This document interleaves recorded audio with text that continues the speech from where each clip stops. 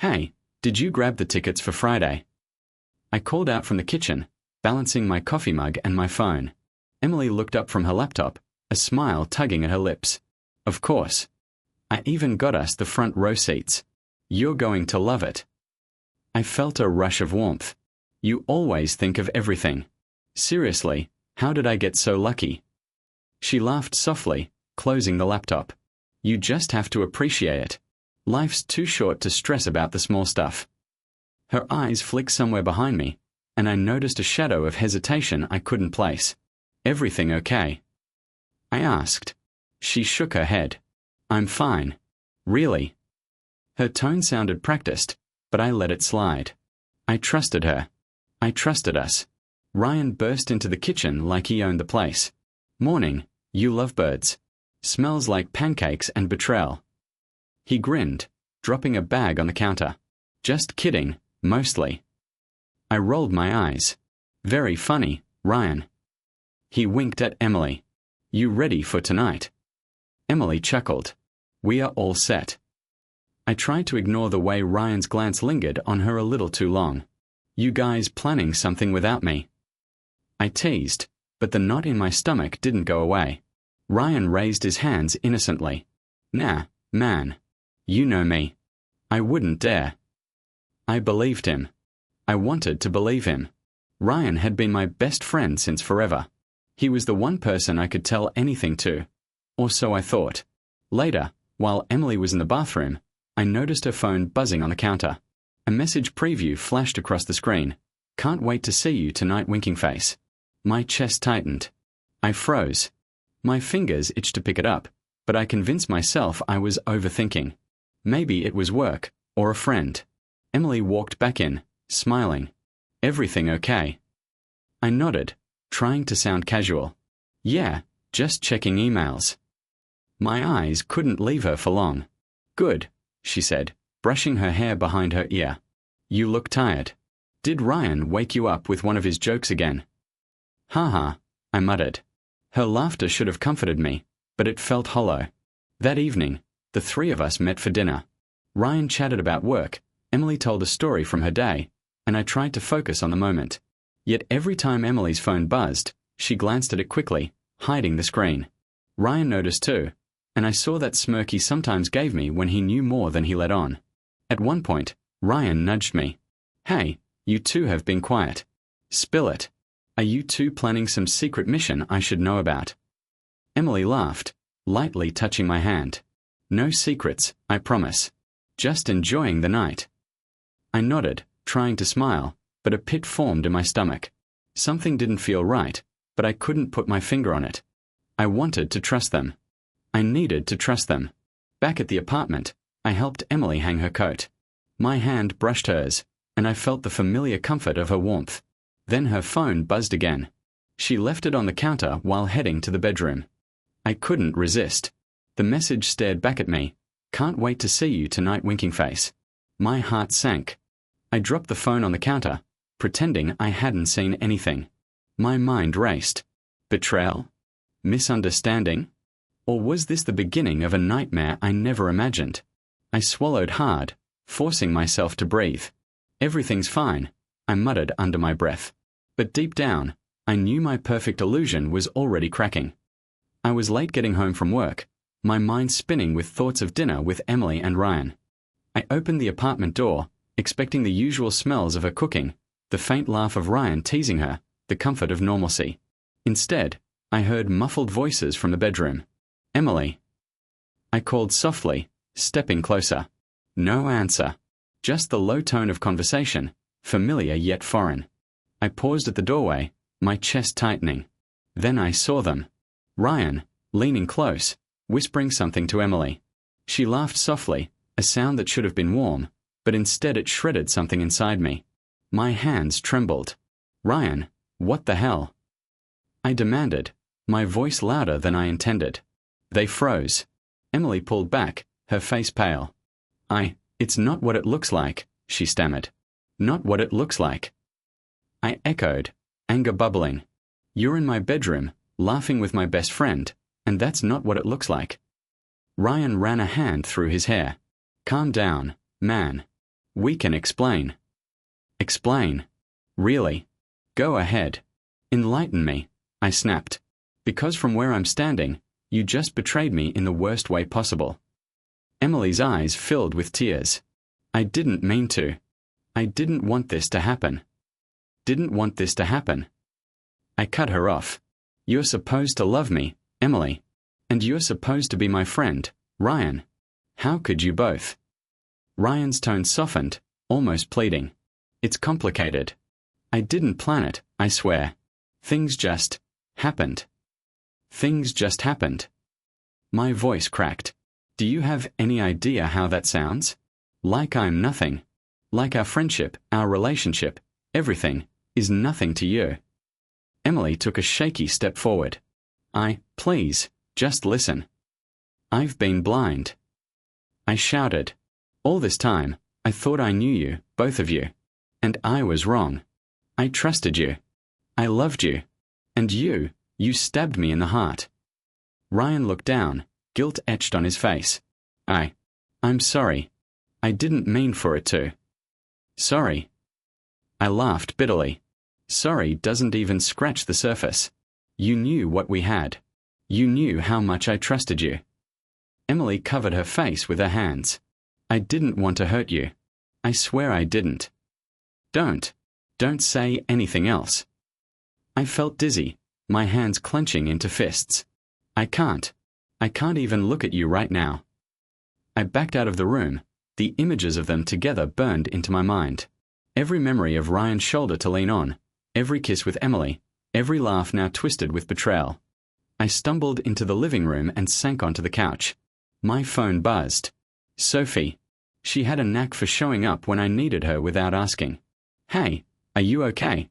Her voice came through the speaker, soft and steady. I buried my face in my hands. No. God, no. I caught them. Together. I don't know what to feel. Anger. Pain. Numbness. I know, she said quietly. I've known something was off. Ryan's been strange lately, and Emily. I don't know. I just had this feeling. Strange. I muttered, anger flaring again. You had a feeling? Sophie, I lived with them, I trusted them, and they. I know. She sounded almost frustrated, but gentle. I'm sorry. You're not alone, okay? You're not weak. You can get through this. I swallowed hard, shaking my head. It doesn't feel like I can. It feels like everything I believed in just collapsed. You will, Sophie said firmly. And when you do, they'll see you stronger than ever. Her words barely registered. I hung up, staring at the wall, every memory with Emily and Ryan twisting in my mind. That time Ryan stayed over when Emily had a headache. That time she went out with work friends and didn't come back till late. I had brushed them off. I had convinced myself it was nothing. Nothing. I clenched my fists again. My chest ached, but beneath the heartbreak, a spark ignited. I wouldn't crumble. I wouldn't be the fool who lets them get away with this. I could still see Emily's face, flushed with guilt. Ryan's downcast eyes, almost human in their regret. But I knew better. Regret wouldn't fix anything. Only I could. I whispered to myself, barely audible, I won't be broken. I can't be. Not by them. Not by anyone. The room felt empty. Their laughter, the warmth, the trust, it was gone. But something inside me shifted. Pain, yes. Anger, yes.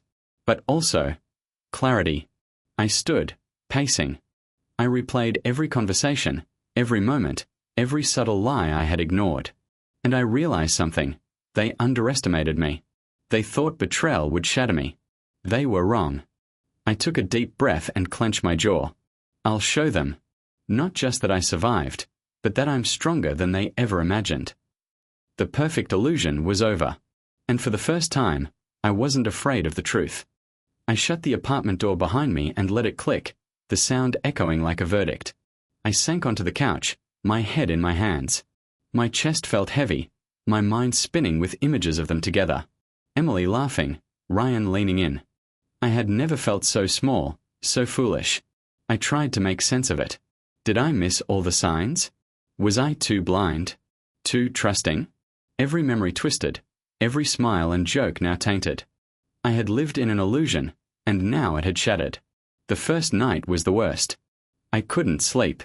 Every time I closed my eyes, I saw them.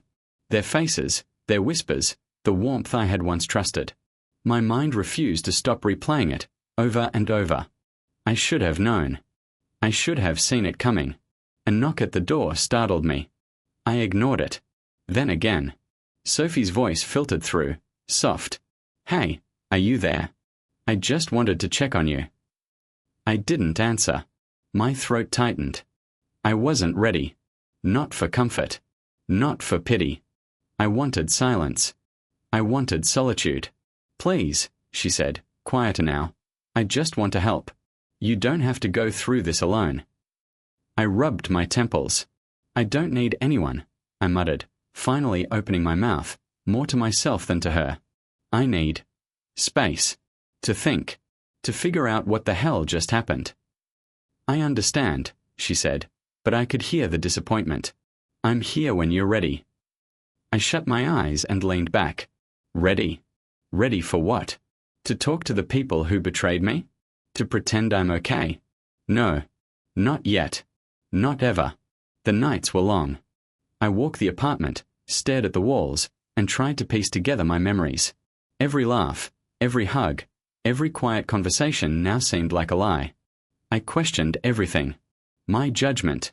My feelings. My choices. How could I have been so naive? Sleep finally came in short, fitful bursts. And in those moments between dreams and consciousness, I saw it all differently. Not just betrayal, but opportunity. They think I'm broken.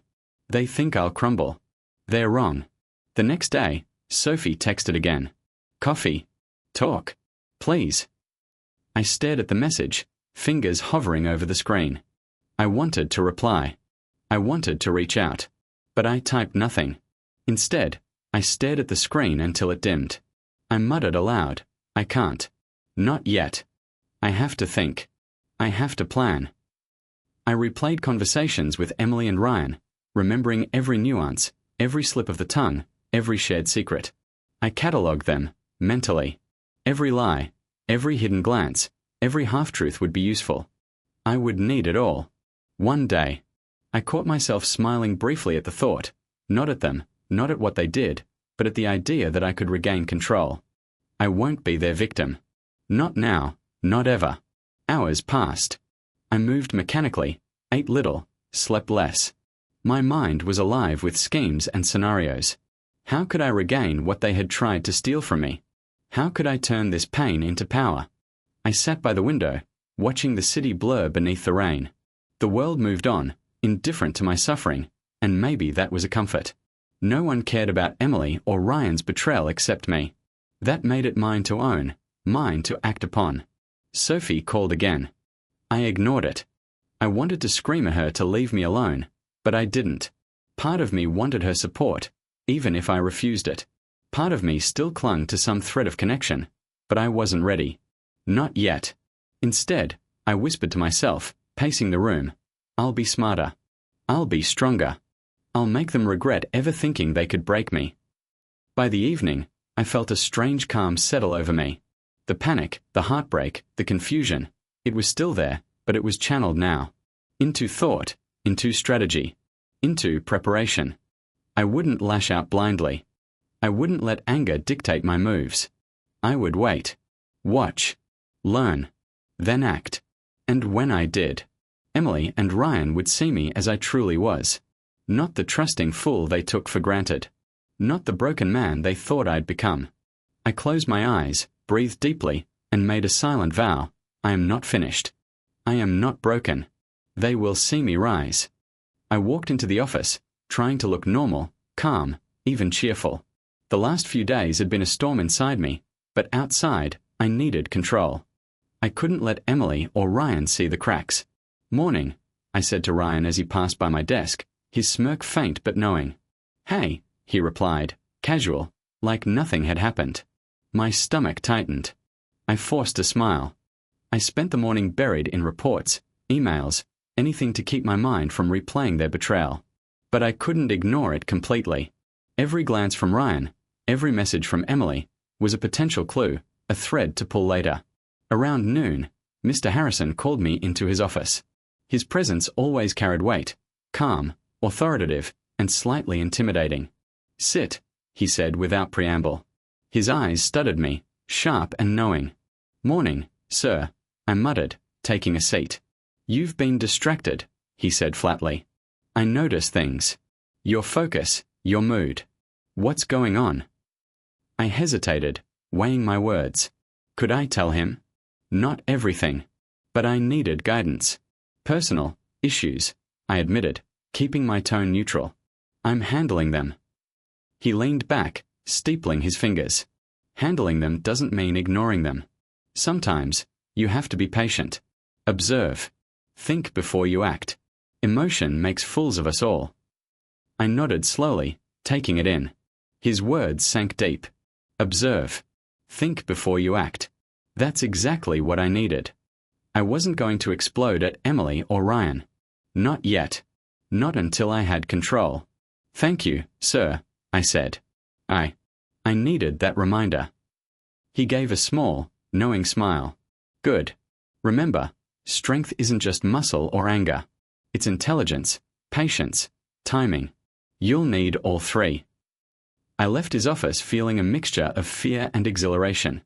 Fear of what I was about to face, exhilaration at the thought that I could turn this around, that I could reclaim my life. Later, I ran into Emily in the break room. She smiled at me, a casual, innocent smile that used to warm me. Now it felt sharp, almost mocking. "Hey," she said softly. "Hey," I replied evenly, deliberately calm. "Coffee?" She tilted her head. "Sure.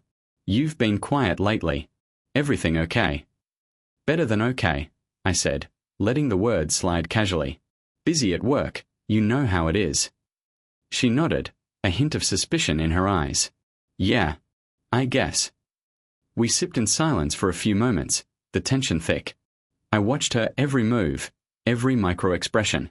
Every detail mattered. Every slip could be useful later. Ryan appeared, leaning casually against the counter. "Coffee break, huh? Mind if I join?" I gestured for him to do so, keeping my face neutral. "Go ahead." He glanced at Emily, then at me. "You two okay?"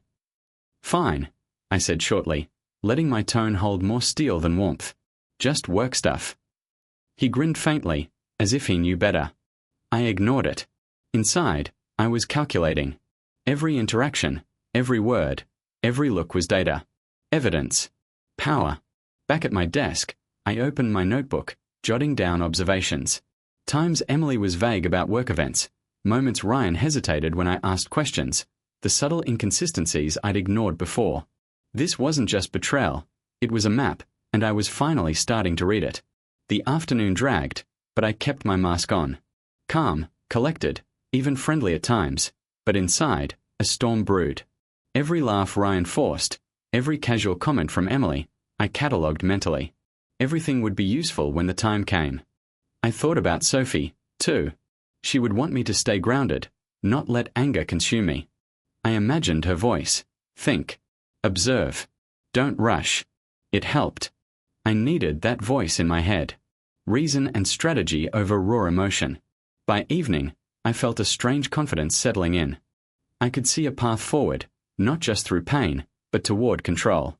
I wasn't ready to confront them directly yet, but I was preparing. Calculating. Watching. I whispered to myself as I shut down my computer. Patience. Timing. Observation. This isn't over. Not by a long shot. And when it ends, it'll end on my terms. The world outside the office felt smaller somehow, sharper, like I could finally see it clearly. Emily and Ryan had underestimated me. They thought betrayal would destroy me. They thought I'd crumble. I wouldn't. I straightened in my chair, took a deep breath, and let the calm wash over me. Fear still lingered, yes, but it was mingled with something stronger, purpose. I had taken the first real step toward reclaiming my life, toward turning betrayal into advantage. And I knew one thing for certain. When the time came, they would see exactly what they had underestimated. I watched them closely that morning, Emily and Ryan moving through their routines as if nothing had happened. Their smiles were forced, laughter a little too sharp. My stomach twisted, but I reminded myself, patience, observation, control. I approached Emily at her desk. "Hey, Emily. Busy?" She looked up, a flicker of caution in her eyes. "Just finishing these reports." "Why?" "Oh, nothing," I said casually. "Just wondering how you're managing your workload lately. Ryan mentioned something about deadlines being missed. Thought I'd check in." She blinked rapidly. "Deadlines? What deadlines?" I smiled faintly, letting the tone suggest something subtle. "Oh, just minor things. Nothing serious. Maybe you forgot." Her lips pressed together. I could see the tension rise. She knew I was testing her. And I would push further. Later, Ryan leaned over my desk, pretending to be helpful. "You've been quiet today. Everything okay?" "Just thinking," I said slowly, letting the weight in my words linger. "You know, sometimes people forget who's really watching them." Ryan froze, just slightly, enough to notice. His jaw tightened. "Watching? What do you mean?"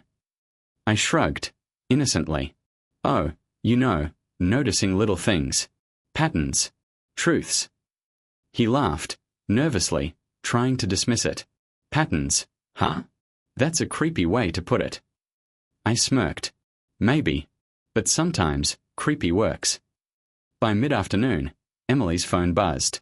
I noticed a message from James, her coworker I had only met briefly.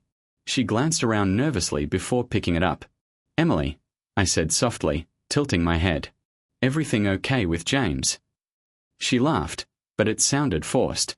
"Yes, why?" "Oh, no reason. Just curious how your colleagues see you. You know, outside of work." Her eyes flicked at me, wary. "I'm fine." I nodded, but my mind raced. James would notice, too. People always notice when something is off. That little seed could grow. Ryan stopped by later, dropping a folder on my desk. "You're really quiet today. Something on your mind?" "Just observing," I said smoothly, meeting his gaze. "It's amazing how little lies stack up, isn't it? Tiny things you think no one notices." Ryan shifted uncomfortably. I don't know what you mean." "Sure you do," I said softly, leaning in. "Just remember, Ryan, people see more than you think, especially when they care." He nodded, swallowing, but I could tell he was sweating beneath his calm facade. "Perfect." During lunch, Sophie called. I stepped outside to answer. "You sound different," she said immediately. "Focused. Calm. But, is it really you, or are you becoming them?" I paused, considering her words. "I'm not becoming them, Sophie. I'm just making sure they don't get away with what they did. Someone has to." Her voice softened. "I know, but be careful. Revenge can consume you. Don't lose yourself in it." "I won't," I said firmly. "Not now. Not ever. I know exactly what I'm doing." Hanging up, I felt a rush of clarity. The pieces were coming together. Every lie, every glance, every hesitation I'd noticed, their own insecurities were cracks. I would widen them. Back at my desk, I watched Emily walk by James' office. I made a casual comment loud enough for James to hear. Funny how people say one thing but act completely differently, isn't it? James looked up, brow furrowed. "Yeah, odd." I nodded, smiling faintly. I guess appearances can be deceiving. From my corner, I could see Emily's eyes widen slightly. She looked at James, then back at me, realizing perhaps she'd been caught, even if indirectly. My heart raced, not with love, not yet, but with purpose. Later, Ryan came by again. I leaned back in my chair. Funny how confidence can crumble under pressure. "You ever notice that?" "What are you talking about?" He laughed nervously, but his eyes darted around. I could see the tension in his shoulders. "Oh, nothing," I said, smiling. "Just observing. You should try it sometime." I caught a glimpse of Emily glancing at us from across the office. She was visibly unsettled now, hesitating over her tasks, distracted. Perfect. The seeds were planted. By the end of the day, I felt a mixture of satisfaction and unease. Part of me still loved Emily, the soft laugh, the way she smiled at me in happier days, but another part craved justice.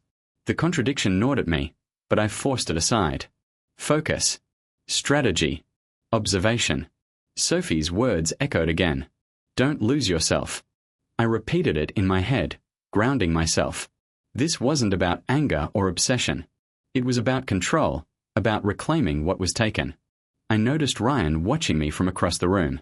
His jaw was tight, his composure faltering. He thought he could intimidate me, but I had learned. I had watched. And now, the first cracks were showing. I glanced at Emily. Her hands trembled slightly as she typed her emails. The confident facade was slipping. She tried to hide it, but small things betrayed her. Quick glances, shallow breaths, a stiff smile. I whispered under my breath, barely audible, patience. Watch. Wait. Soon, everything will fall into place. James, unknowingly, had become a catalyst. A simple observation from him, a raised eyebrow, a subtle comment. They would think the world was moving normally, but I was orchestrating every perception. Every word, every glance, every subtle misstep counted. That evening, I left the office last, walking alone through the empty streets. I replayed every conversation, every look, every word. I wasn't acting blindly, I was planning carefully. I allowed myself a brief smile, tinged with darkness and satisfaction. The first seeds of revenge had been planted. Emily and Ryan's small lies, their manipulations, their betrayal, they would unravel, piece by piece, and I would be there to watch, steady, composed, and unbroken. I whispered to myself, gripping my coat tightly, they'll see me. They'll see exactly who I am, and exactly what they lost. I sat in the corner of the cafe, watching without being seen. Emily rushed in, papers spilling from her bag, her hair slightly disheveled. Ryan followed behind, muttering under his breath. I sipped my coffee slowly, letting the scene unfold, my chest tight with a mix of satisfaction and lingering pain. I can't believe this is happening, Emily whispered, tugging at her collar nervously. Ryan ran a hand through his hair, pacing. I told you it would be fine. It's just a rumor, it won't stick. Emily's eyes widened, and she shook her head. A rumor.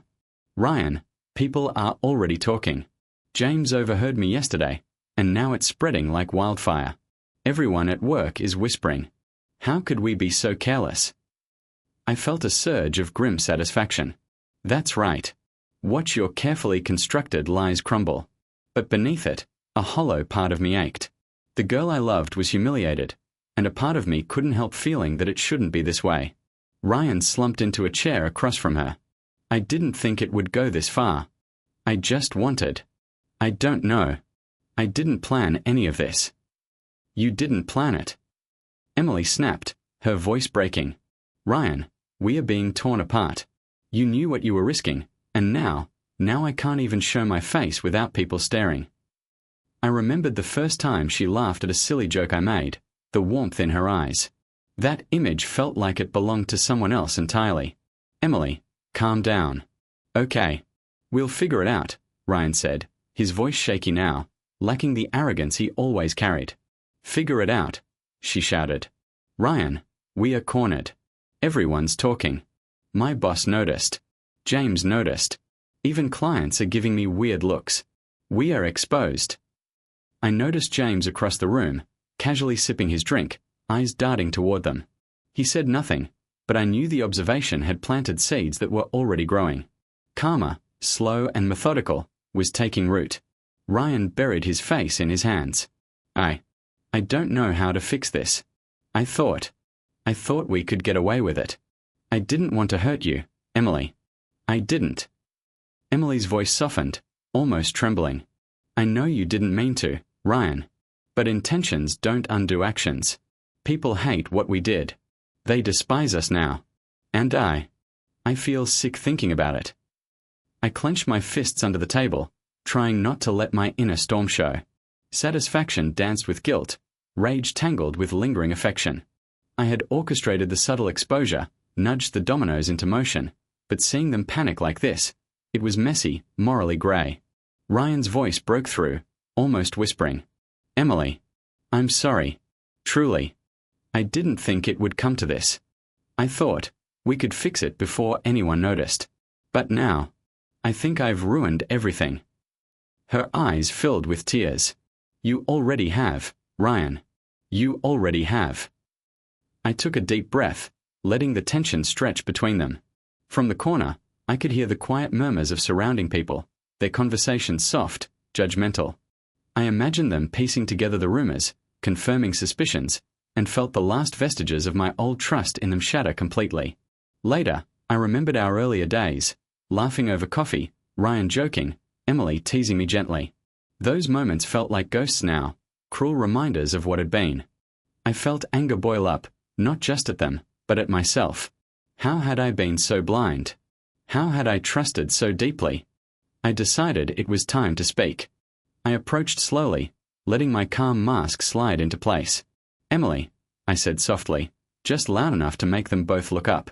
She flinched slightly, her face pale. I didn't see you there. Of course you didn't, I replied evenly, sitting down across from them. I suppose watching you two unravel is educational. Ryan's hands clenched on the table. Look, I didn't expect. I cut him off. Expect? Ryan, you should have expected. I've been observing for a long time. Every glance, every small lie. I saw it. And now, it's all coming out. Isn't that interesting? Emily's voice trembled. I don't know what to say. You could start with honesty, I said, my tone steady but sharp. No excuses. No softening it. Just tell the truth. Ryan exhaled shakily. We messed up. I know. I didn't think about the consequences. I thought we could handle it, and I was wrong. Enough, I said firmly. Stop talking. Actions speak louder than words. You feel regret now, yes, but it's a little late for that, isn't it? Emily looked down, tears slipping onto her cheeks. I can't undo it. I can't. I nodded. No, you can't. And that's why this is happening. Natural consequences. Karma, if you like. You created it, now you face it. They said nothing for a long moment. I let them stew. Part of me wanted to savor it, the cracks appearing in the armor they wore so confidently. But another part felt sick at the thought that I had engineered it. James came by briefly, passing us with a small smile and a nod. I caught his glance. He didn't know the full story, but he noticed. His silent observation only fueled the unraveling. I leaned back, closing my eyes briefly. I wanted justice, I muttered under my breath. But watching, it's complicated. I still care, and yet I don't. I wanted them to see the cost, but I also don't want them destroyed entirely. Not like this. Emily sniffled. I hate that I caused this. I hate myself for it. You should, I said, my voice steady. Regret is necessary. But surviving it, learning, that's where redemption lies, if there is any. Ryan lowered his head. I'll try to fix it. I don't know how yet, but I'll try. I studied them both. They were vulnerable now, human, and for the first time, I realized something. Revenge alone couldn't heal me. Watching them panic and crumble, watching the social humiliation unfold, none of it erased the betrayal I had endured. None of it restored what I had lost. I leaned back, letting a deep breath escape. I've done what I needed to, I whispered to myself. But it's not enough. It'll never be enough unless I reclaim myself, my life, my peace. The cafe hummed with quiet conversations, oblivious to our tension. I let my gaze drift, focusing on the ordinary world continuing despite our chaos. That, perhaps, was the lesson. People move on. Life moves on. And I had a choice: be consumed by the past or step forward. I stood, brushing off my coat, letting my resolve harden. This isn't about destruction anymore, I murmured. It's about me. My life. My control. Emily and Ryan watched silently as I walked out. Their faces reflected fear, regret, and something else, recognition.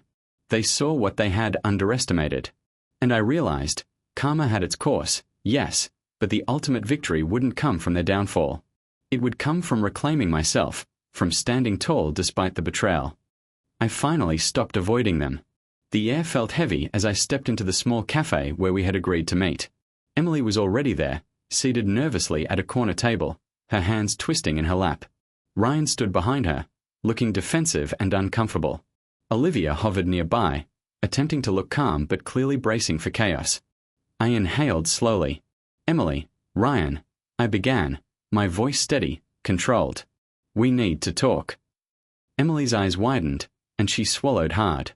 I don't know if this is a good idea." "I think it's a perfect idea," I said, taking the chair across from them. "It's time we face reality.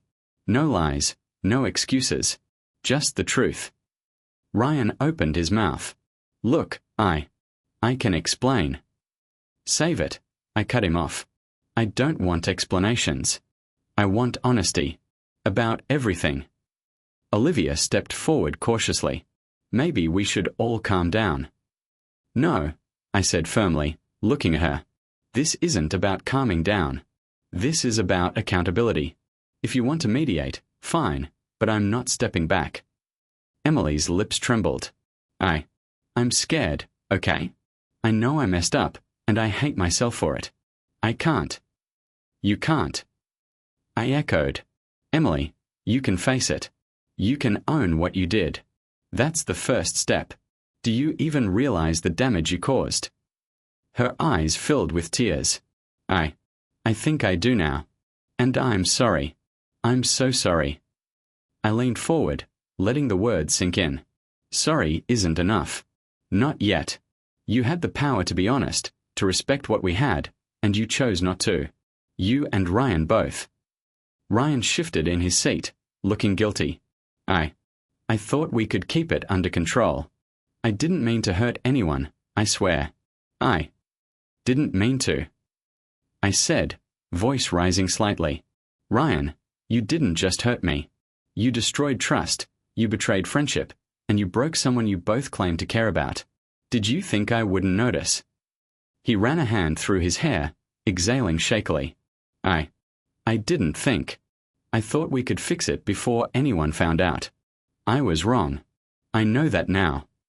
I paused, staring at him. "Do you feel it? The weight of what you did?" "Because I do. Every day.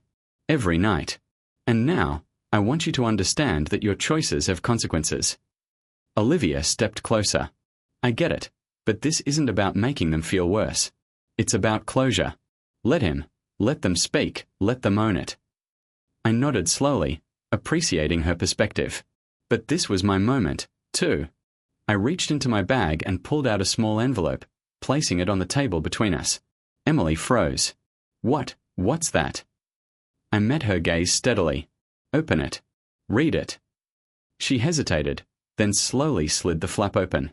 Inside was a letter I had written weeks ago, detailing memories we had shared, my love for her, my trust in both of them, and finally, the pain of betrayal. I had written it for myself, but now it served another purpose. Her hands trembled as she read. Ryan leaned over her shoulder, eyes widening as he realized the contents. I didn't know you felt this way," Emily whispered, voice breaking. "You never asked," I said quietly. "And maybe that's part of the problem.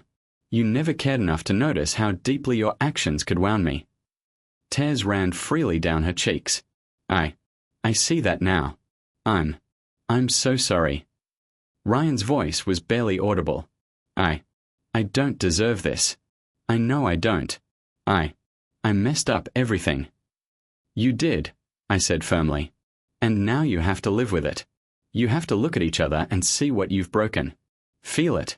Understand it. I won't do it for you." Emily sobbed quietly. I never meant for any of this. I swear I didn't. I got carried away, and I ruined everything."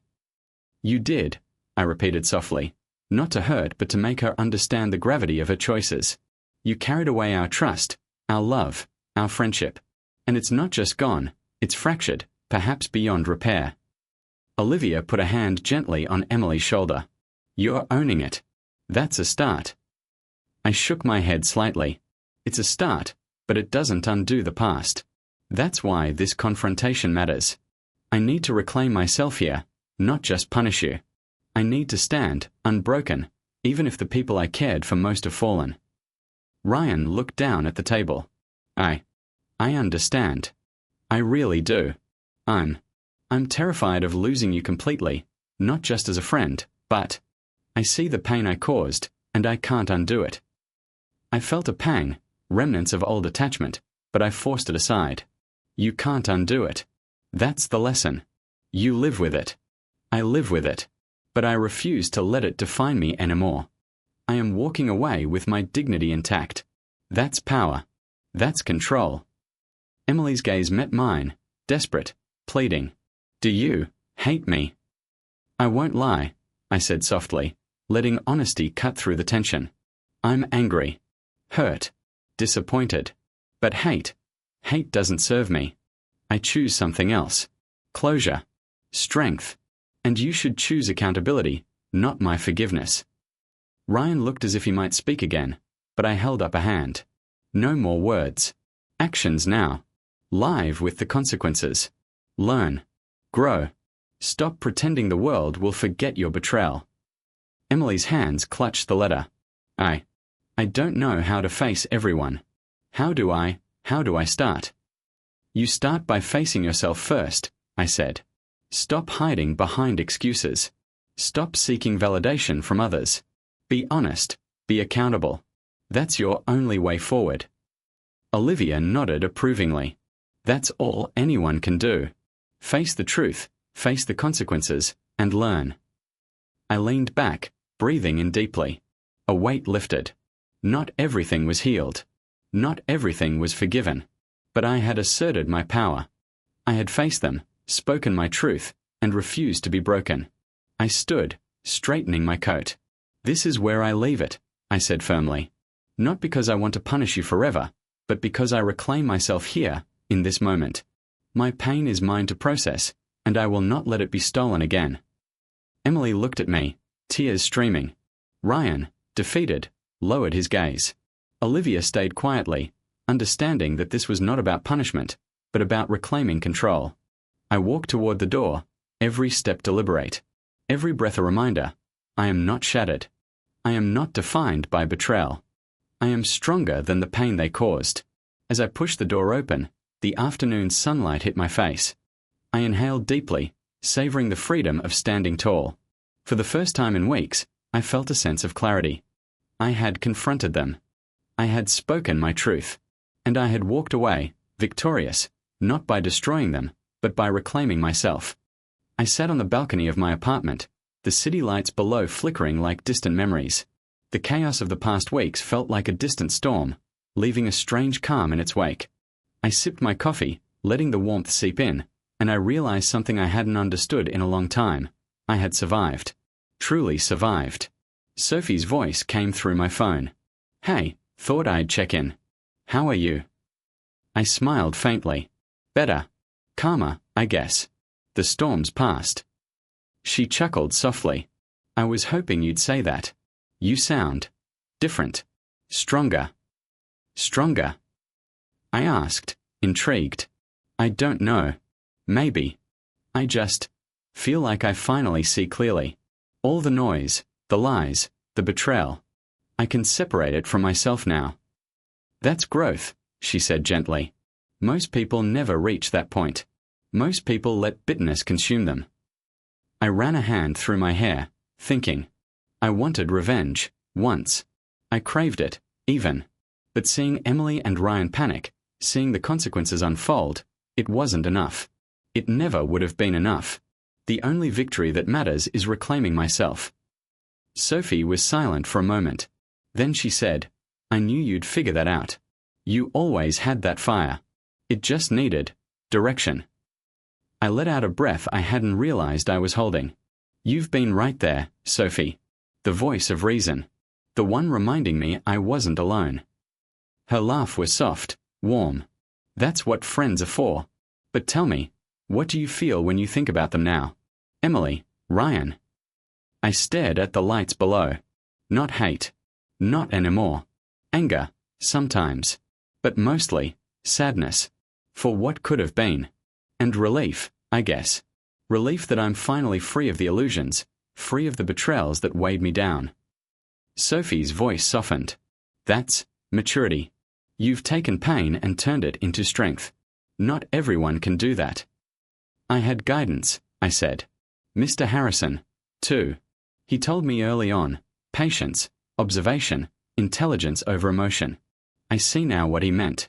The storm would pass, but the lesson would remain. It wasn't just about surviving betrayal, it was about becoming someone who could stand, unbroken, no matter what. Her sigh was audible, filled with pride. I'm proud of you. Truly. I smiled faintly. Thanks. It wasn't easy. Not by far. There were nights I felt consumed, weeks when I thought I'd never see clarity. But I did. And now, I can finally look forward. Sophie's tone shifted, teasing lightly. Look at you. Philosophical and calm. Who knew betrayal could produce such wisdom? I laughed softly. I don't know if wisdom is the word. Maybe. Perspective. And peace. Not the kind that erases the past, but the kind that lets you walk away without being crushed by it. There was silence for a few moments, comfortable and reflective. Then she said, Have you thought about what's next? Life after all of it? I gazed at the skyline, letting the thought linger. I have. I want to focus on myself now. My work, my growth. Relationships that are healthy, honest. Trust that's earned, not assumed. And I want to help others see that surviving betrayal isn't just about revenge, it's about reclaiming your life. Sophie's voice was soft but earnest. That's inspiring. You've truly risen from the ashes, haven't you? I nodded. I think I have. And it feels right. Balanced. Not perfect, but real. Later that evening, Mr. Harrison stopped by my apartment. His presence always brought a quiet authority, a sense of grounding. You look different, he said, scanning me carefully. Calmer, more centered. I feel different, I admitted. I finally understand what you were trying to teach me. Strength isn't just about retaliation or control. It's about endurance, self-respect, and the courage to move forward. He nodded slowly, satisfied. Good. Most people learn that lesson too late. You've done well. You've taken a storm and emerged whole. I chuckled softly. Whole, maybe. Scarred, definitely. But the scars remind me of what I survived, and I choose to let them remind me, not define me. Mr. Harrison's eyes were thoughtful. That's wisdom. Revenge is temporary. Pain is fleeting if you let it teach you, not consume you. You've done that. And that is rare. I smiled, grateful for his words. It took time. Observation, patience, seeing the truth in others and in myself. And I had support, too. Sophie. You. People who reminded me I wasn't alone. He nodded. Good. Keep that. Remember, the next challenge won't be about betrayal. It will be about maintaining who you've become. Don't lose sight of it. I met his gaze firmly. I won't. I've learned too much to forget now. He gave a faint smile, almost approving, then nodded and left. I closed the door and leaned against it, letting a quiet satisfaction fill me. I had survived. I had grown. I had reclaimed control over my life. Later, I reflected on Emily and Ryan. I had watched their downfall, subtle and natural, unfold. Rumors at work, strained friendships, minor humiliations. They had learned consequences the hard way. I didn't revel in it the way I once might have imagined. There was no gloating. Just acceptance. Life had a way of balancing itself. Karma had played its part, and now it was over. I thought about the letter I had given Emily during our confrontation. That small piece of paper had been symbolic, a reminder of the love I once felt, the trust one once gave, and the pain that betrayal caused. But giving it away had also freed me. I had let go, not by destroying them, but by reclaiming myself. I whispered softly to the empty apartment, This is mine. My peace. My life. No one can take it from me again. Days passed, and I began to rebuild routines, immerse myself in work, and reconnect with people who mattered. Sophie and I talked often, sharing reflections and laughter. Mr. Harrison checked in, offering guidance and subtle encouragement.